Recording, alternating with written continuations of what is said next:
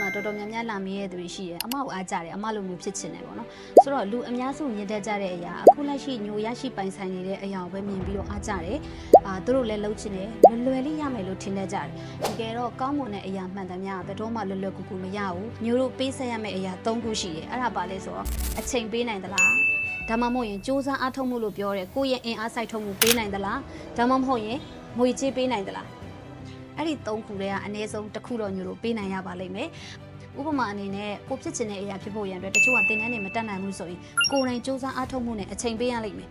ကိုယ်တိုင်စူးစမ်းအားထုတ်ရတာဖြစ်တဲ့အတွက် self learning လုပ်ရတာဖြစ်တဲ့အတွက်ညိုတို့ဒီကိုသွားခြင်းတဲ့လမ်းကိုကိုယ်လမ်းပြပေးတဲ့ mentor တယောက်ရှိတဲ့လောက်တော့မလွယ်ဘူးမမြန်ဘူးပေါ့နော်အဲ့တော့ဘာလုပ်ရလဲဆိုတော့ self learning လုပ်ရတယ်စူးစမ်းအားထုတ်ကြည့်ရတယ်စမ်းသပ်ကြည့်ရတယ်စမ်းသပ်ကြည့်လို့မှားသွားတဲ့အရာတွေရှိရမှန်တဲ့အရာတွေရှိရကိုယ့်အကိုအမြဲတမ်း reflection လုပ်ပြီးတော့မှမျိုးတော့ပြန်လဲသုံးသပ်ရတယ်ပြင်ရတယ်အဲ့ဒီအတွက်ကြောင့်မို့အနည်းဆုံးအချိန်နဲ့စူးစမ်းအားထုတ်မှုကတော့ပေးကိုပေးဆက်ရတယ်ဒါပေမဲ့ကို့မှာငွေကြေးရှိတယ်ဆိုရင်တော့တို့သွားကျင်တဲ့နေရာကိုမြန်မှန်ရောက်ဖို့ရန်အတွက် mentor consultant တွေကိုအခကြေးငွေပေးပြီးတော့မှတင်ယူလို့ရတယ်သွားလို့ရတယ်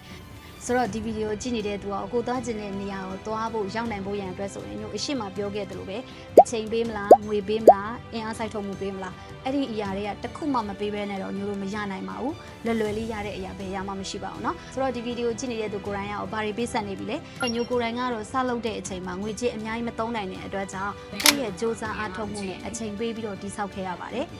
နေရာတစ်ခုရလာတဲ့အချိန်မှာတော့ကိုယ့်ရဲ့ငွေကြေးကိုသုံးပြီးတော့မှလိုအပ်တဲ့လေ့လာသိမှုဆိုတာဇက်တိုင်လုပ်နေရပါတယ်ဒါကြောင့်ဒါဒီချိန်ဒီနေရာမှာဒီလိုရလက်ကလေးထွက်နေတာပဲဖြစ်ပါတယ်เนาะဆိုတော့ဒီဗီဒီယိုကြည့်မိတဲ့အချိန်ကနေစပြီးတော့ကိုလိုချင်တဲ့ရလက်ရဖို့ရန်အတွက်ဘာတွေပေးဆက်မလဲဆိုတာကိုသိသွားရင်ညိုကတော့ကျင့်တတ်ပါတယ်เนาะဆိုတော့ညိုဗီဒီယိုလေးကအကျိုးတစုံတရာရှိမယ်လို့မျှော်လင့်ပါတယ်အကျိုးရှိတဲ့ဇော်နာညိုကို yes လို့ရေးခဲ့ပါဦး share ပေးဖို့လည်းမမင်းနဲ့เนาะအားလုံးကျေးဇူးတင်ပါတယ်